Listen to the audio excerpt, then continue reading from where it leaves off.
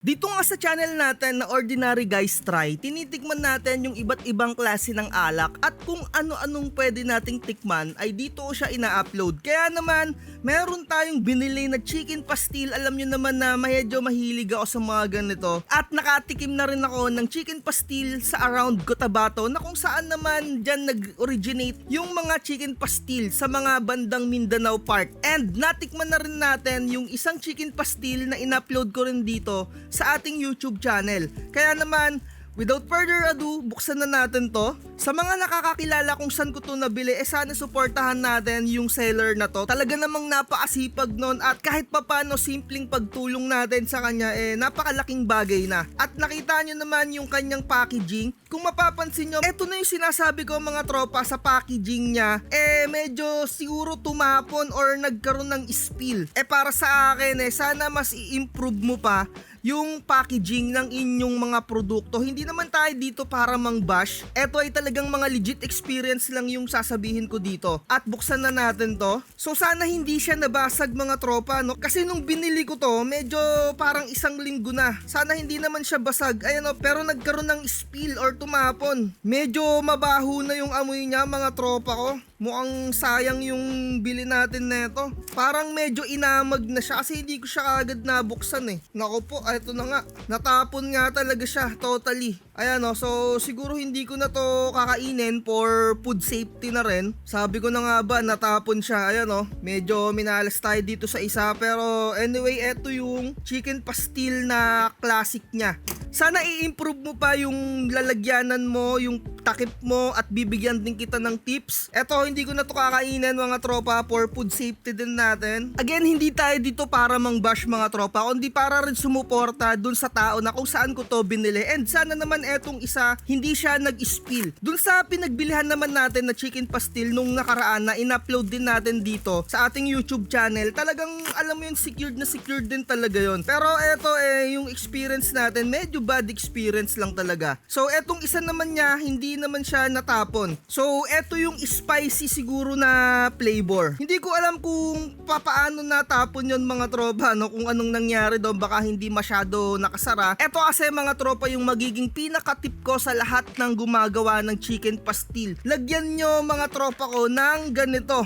Yung pinaka-protection, etong ganito, anti-spill din to. Ayan o, napakamura lang naman netong bilihin. Kaya ako to nalaman kasi before gumagawa rin ako ng chili oil and nilalagyan ko neto. Talagang 100% hindi talaga nag-i-spill, hindi natatapon. So sana makatulong yung tip na yon kasi meron namang para sa size na to etong ganitong sukat. So kahit papano etong kanyang spicy flavor hindi natapon at hindi nasayang yung pera natin. And siguro hindi na rin natin mare-refund to. Nung una pa lang naamoy ko na talaga siya na parang medyo may pagkatapon. And medyo hindi ko lang siya pinansin. Akala ko konti lang. Yun pala ang dami. Hindi ko kasi kagad siya binuksan or in-unbox. Medyo nagkaroon kasi tayo ng problema sa mga chicken. Medyo na-allergy tayo sa mga chicken mga tropa, no? Nagkakaroon tayo ng mga kung anik-anik. So napakahigpit nung pagkakasara niya and makikita naman natin na merong mga damage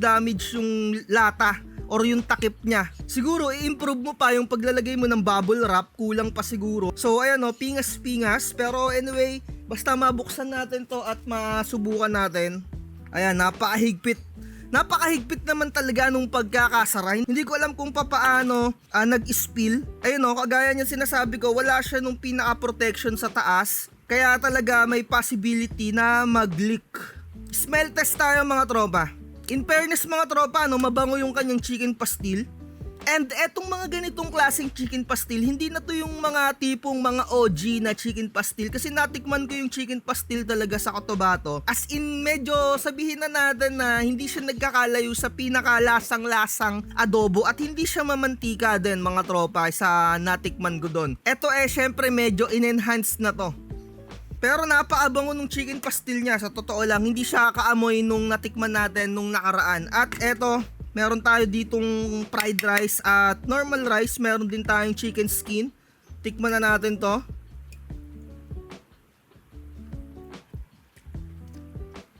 Malasa mga tropa yung chicken pastil niya. At yung anghang, ramdam mo na agad yung sipa. Hindi siya agaya nung kay Jay, yung tinikman natin na chicken pastil na talagang as in parang normal lang yung kanyang spicy. Eto meron talagang kick, malalaman mo talaga na siya ay spicy. Sayang lang talaga natapon yung normal kaya hindi natin siya matitikman. Siguro order na lang ulit tayo. Ayan, nilagay na natin sa kanin.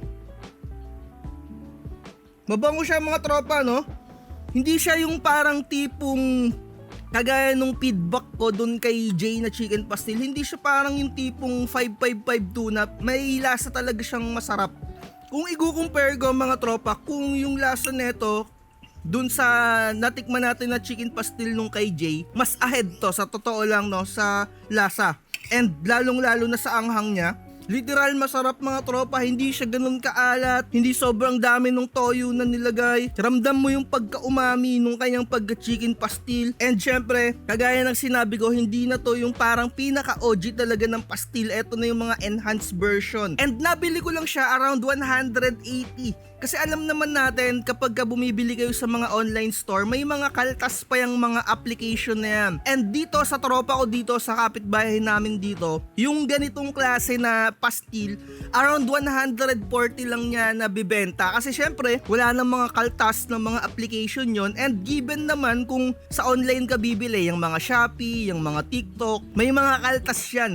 Kaya syempre, nag-a-adjust sila dun sa pinaka-presyo nila. Pero for the 180 sa totoo lang, goods naman siya. I-try nyo rin, i-click nyo na lang dyan sa description kung saan ako nakabili and supportahan nyo rin yung batang yan, yung taong yan, kung sino man yan. Kasi nakakatuwa, nakaka-proud. Mas magandang term para sa kanya, no? Maging proud tayo sa ginagawa niya kahit na may sakit siya mga tropa, no? Bilang suporta, okay din to, try nyo. And when it comes dun sa pinaka-content niya, sabihin na natin na medyo mamantika naman talaga. Kung hindi ka mahilig sa mga mamantika, i-skip mo na to, wag mo nang subukan. Pero kung kagaya mo ako na may hilig sa mga ganito, spicy, greasy, talagang approve talaga sa'yo to mga tropa. Ayan, no?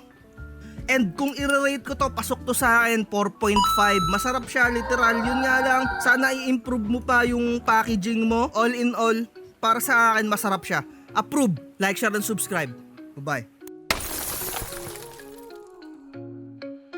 Sabay-sabay tara, tikman natin sa bawat shot lusong hanggat sa kaya natin. Mga bote at baso, puno ng alak, walang susuko, basta't lahat malakas. Tikman natin lahat yan, hanggang sa magdilim na di pa rin bitawan. Sige ituloy lang, huwag ang panghinaan, sa bawat tagay, isa pang sandaan.